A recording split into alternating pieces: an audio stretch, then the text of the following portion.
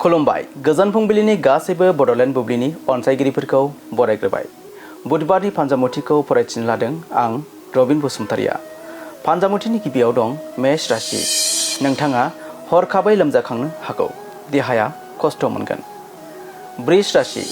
नोंथांनि मावनो लानाय खामानियाव हेंथा नुजाथिनो हागौ, सानै हयै खामानि मावनांगोन। मिथुन राशि।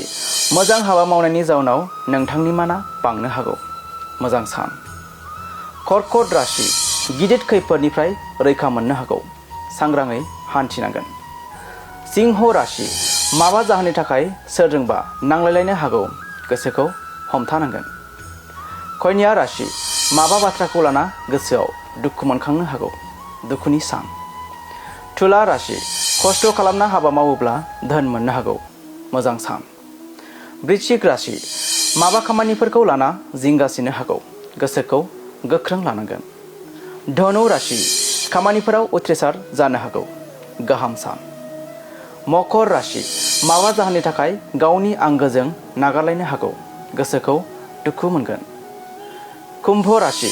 नाजाथाबनायनि गेजेरजों धोन फैनो हागौ, मोजां सान। आरो मीन राशि। नोंथाङा हरखाबै बहाबा दावबायनो हागौ, गोसोखौ गोजोन मोनगोन। दिनै सानसेनि राशि फरायथिनाया बे एसेनोसै। आसा खालामो नोंथांनि दिनैनि साना मोजाङै मोजां थांगोन, बेखौ बड'लेण्ड बुब्लि नखरनिफ्राय मिजिंथिबाय। गोजोन्थों।